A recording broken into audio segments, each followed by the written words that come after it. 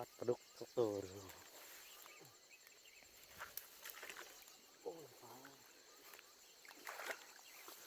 มันยากยุ่งละลงไป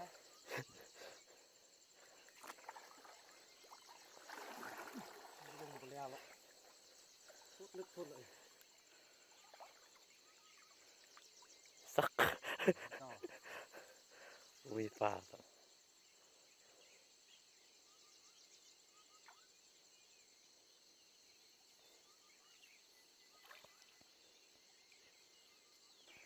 มีเรื่องหรอล่ะ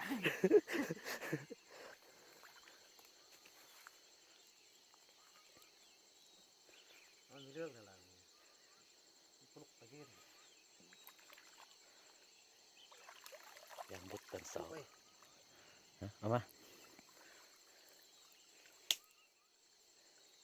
คล้องเหรอมันคือพิษหอน ถึงปลาดุกปลาดุก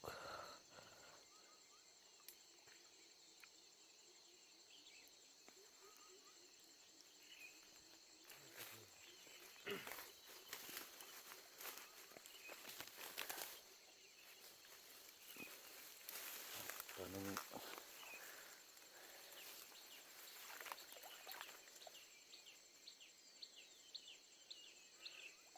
ขันเยอะมันหลุดข้างทางเลย โอ้ยโหด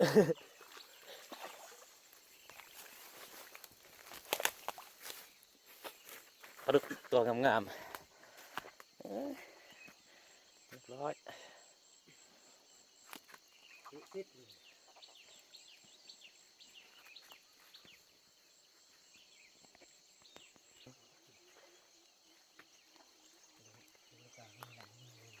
นี่นะ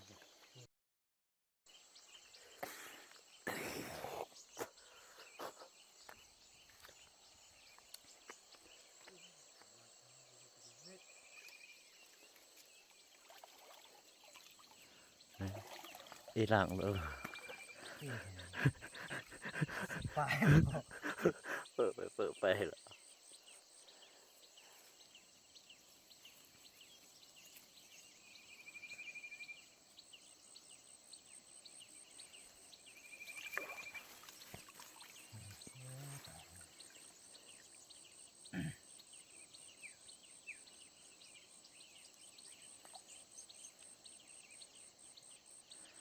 นิดหวังว่าตัวเดียวเลย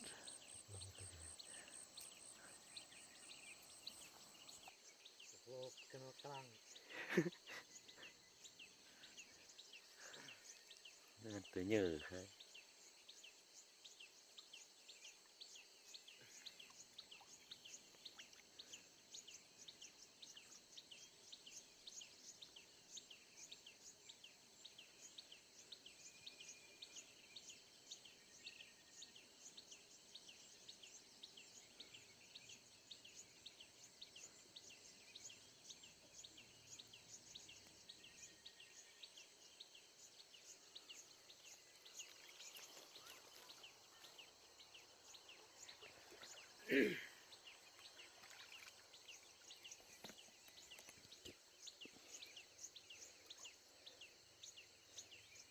กินนิดอ่างแล้วไม่จะเอาปลาดุกมาเลี้ยง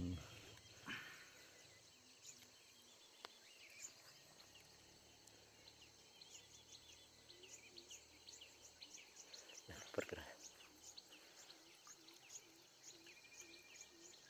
แข็ง กลาง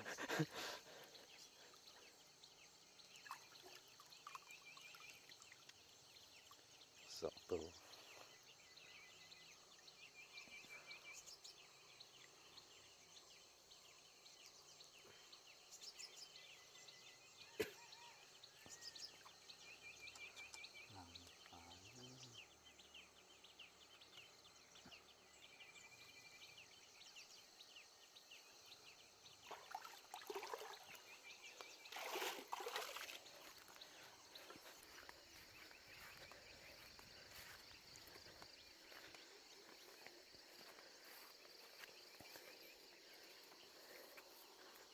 รีวิวนี่ ติ่งหนึ่งบริการนี่คือกลางนี่หลังนึงเลยบริการนี่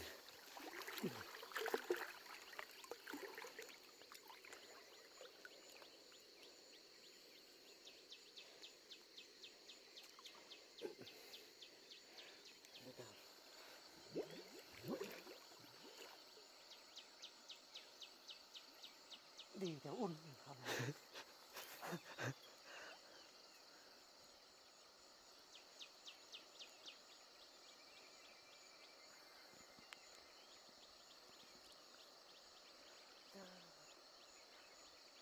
แต่มีตัวได้กินมันเปิดปลาให้เนาะ บ่กอดแห่กอดเลยไหมปลาลัดอีเอี้ยครับปลาน้อย มันเยอะเยอะเลย ปลาลัดอยู่ที่นี่อีเศร้าหักของหาดทางหาดอีเศร้ากลางกันก็ได้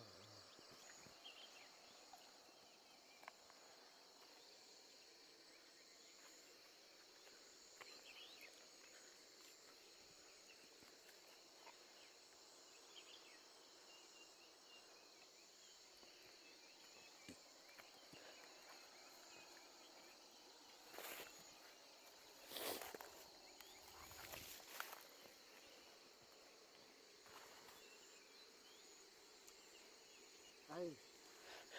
ลาดผมถึกเวทไม่ตายเลยเก็บพันเลยอ้าว เล่นบ่ โอ้ย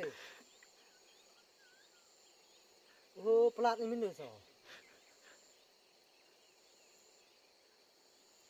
หลุดบ่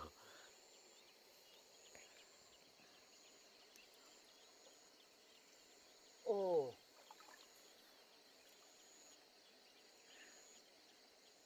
เห็นขาอันเห็นหางสกายนั่นก่อน มันมาเตอะยั่ว ปลาเนี่ยจะดีกว่าเราตายมึงแม่เนื้อสปลาดนี่เอ้ย นี่อยู่นั่น เป็นแม่นว่าไม่กี่นี่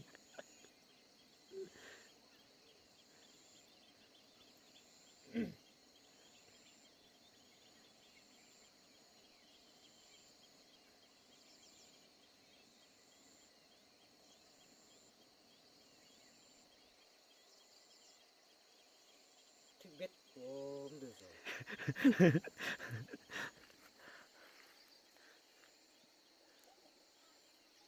โอ้มันสิเป็นอะไรสองบอกว่าบ่สิมานอนอีนี่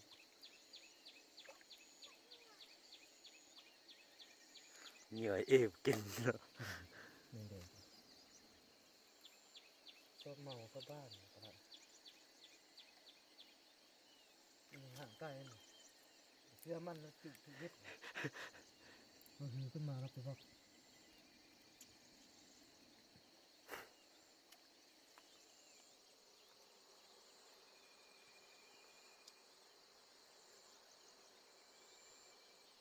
เฮ็ดหลังลิ้นปอมๆเป็นแกง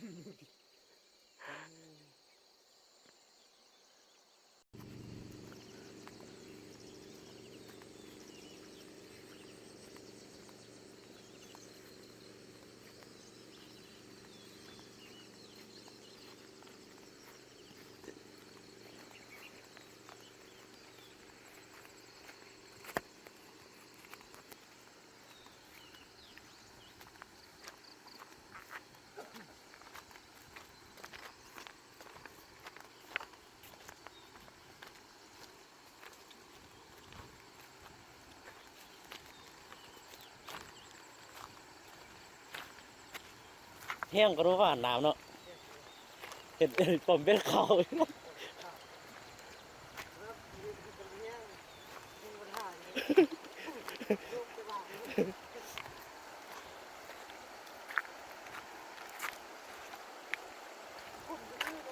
เออ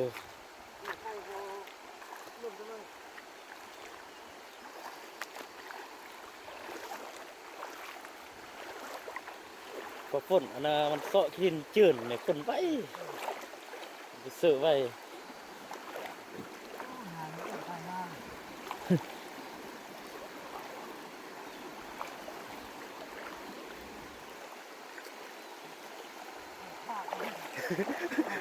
เห็ดไปความเม็ดข้าว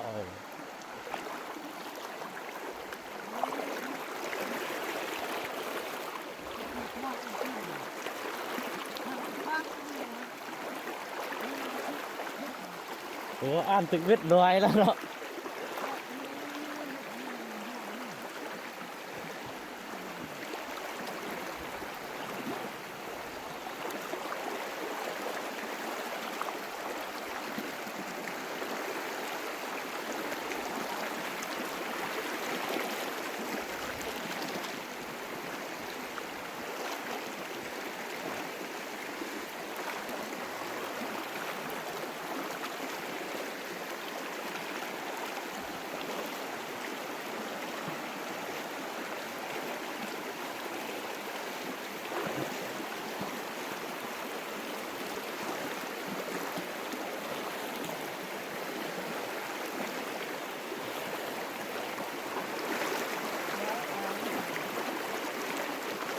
ปากนี่ทุกปาก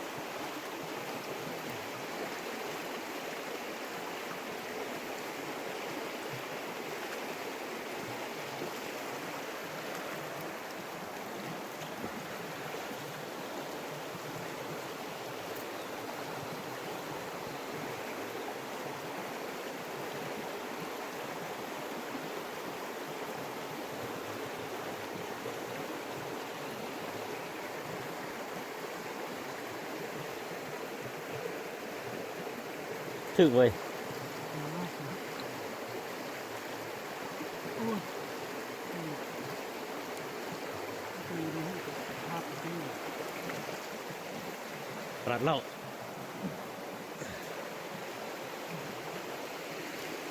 ข้อที่ตรงเพื่อน้องเวทดีดี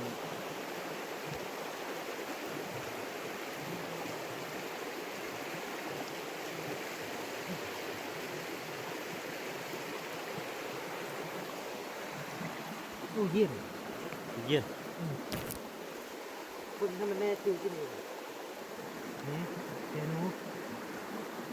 เวทอยู่ที่เยี่ยมอยู่ที่ว่าน่ะคือเดียวเหรอนี่มันเวทอยู่ที่รูปนี่ โอ้เยี่ยมเหนื่อย นี่ โอ้ย มันเวทใต้กูอีก ไม่ได้ นี่อ่ะเอาสิไหมนี่ ปลาก็จะกินนั่นนี่ เดี๋ยวนี้เหรอ เนาะ รูปอ่ะ โตมันอยู่ซอกมีผ้า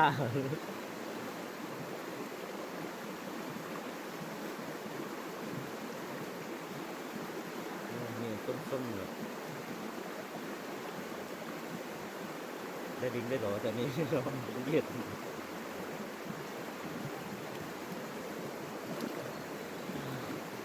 ไป โอ้ยเบ็ดมันอยู่นั่นเหรอทางเย็นๆเหรอ ขาดมา ขาดแถวนี้เลย ดึงไปดึงมา เดี๋ยวมันจะ ดึงเงื่อนเลย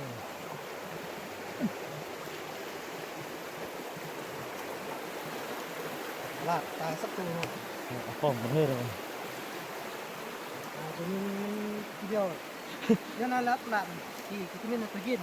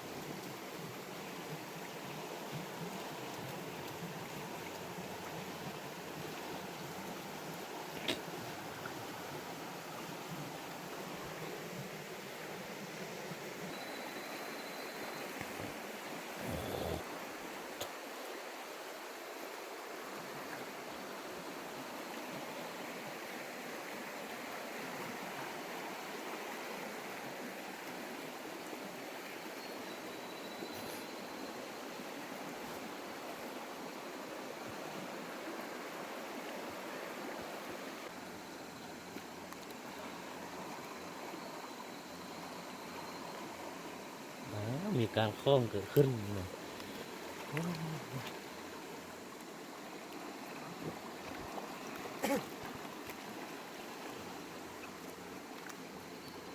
ยังเยอะเลยตลาดนี่มีขี้ตูได้ขี้ตู เออเออลุ้นละมีโอกาสลุ้นละ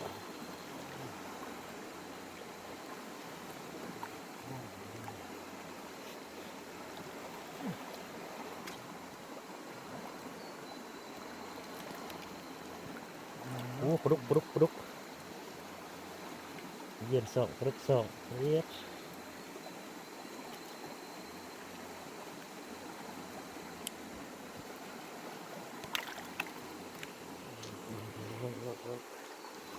ปลุกปลุกอุ้ย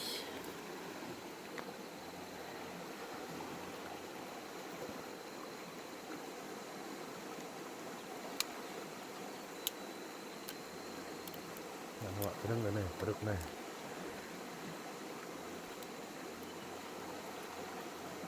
เล่นตัวเดียวนะ เม็ดเม็ดสลามเลยเนาะ ยังมีคู่เนาะ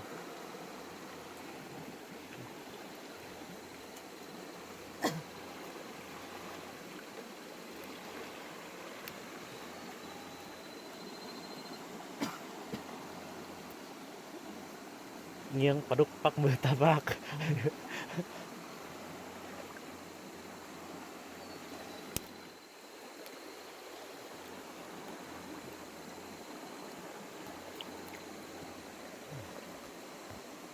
เอ้ย ไปเย็นเลยหลุดเลยถ้าความตัวนั้นไปเย็นเลย เราพัน เงินตัวมันถึก มันยากมากเราพันน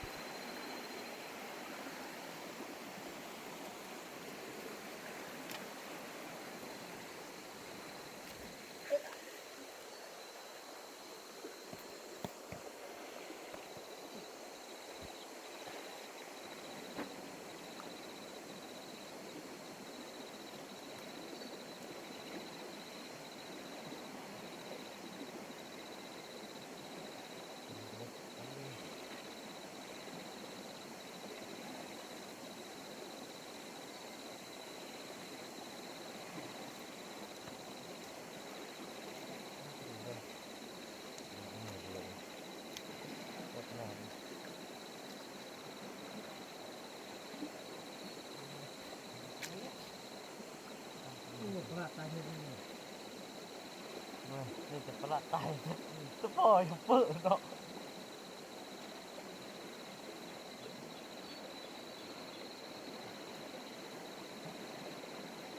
คงน้ำคงกระจายแน่คงสิทุกไส้ได้ปลาเนาะทุกไส้โค้งถึงโค้งเฮงหมดมีที่กระโดด มีจุดประสบในการคล้อง นี่กุลานี้มาลองดอก ใครเห็นละมัดไปเลยเร่งกันเลยบริมัด มาเองลงไปทิ้งโอ้ตัวโค้งมีตัวครับโอ้ที่โตเลยก็บอกเองโอ้เยี่ยม คือว่านี่อันนึง ว่าจัง ไอ้นั่นก็ถือตะเยียนก็พันใช่ไหม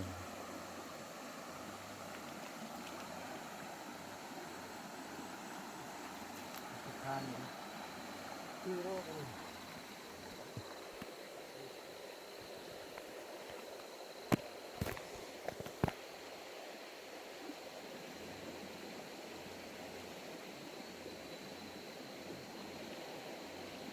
ให้มาจะพามาตัดโคไคโนนกัน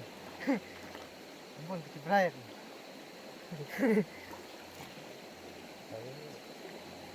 นี่กี่ตัวสอบสาม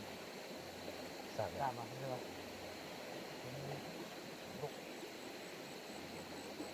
โดยอิสลามโตอิสลาม สองลูกได้ทองสามเอ้ยเนี่ย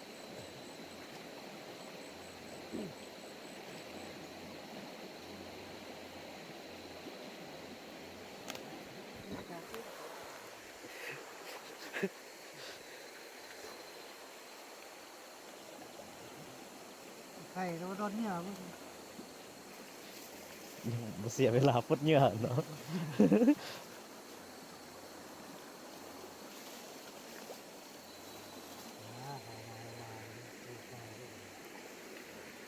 คือจะเป็นสำนีเนาะ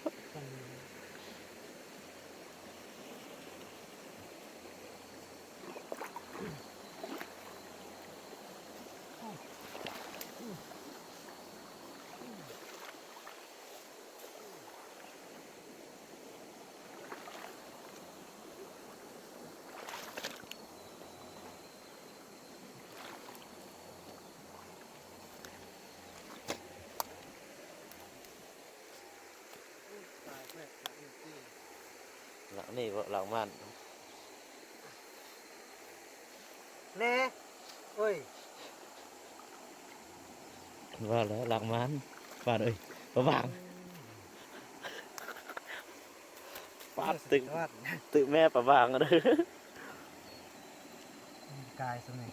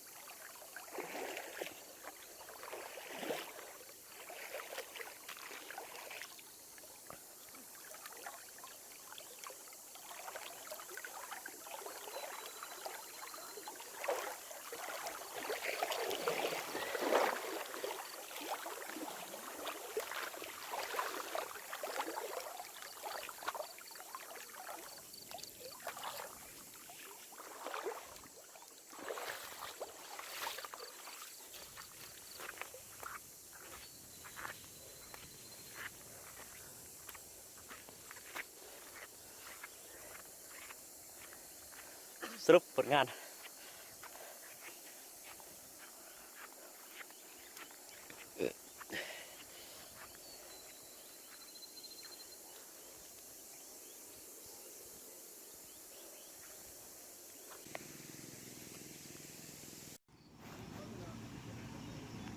เดี๋ยวว่าสุกไร่ไล่ ได้ก็พอมีงานสอง ง่ายสุด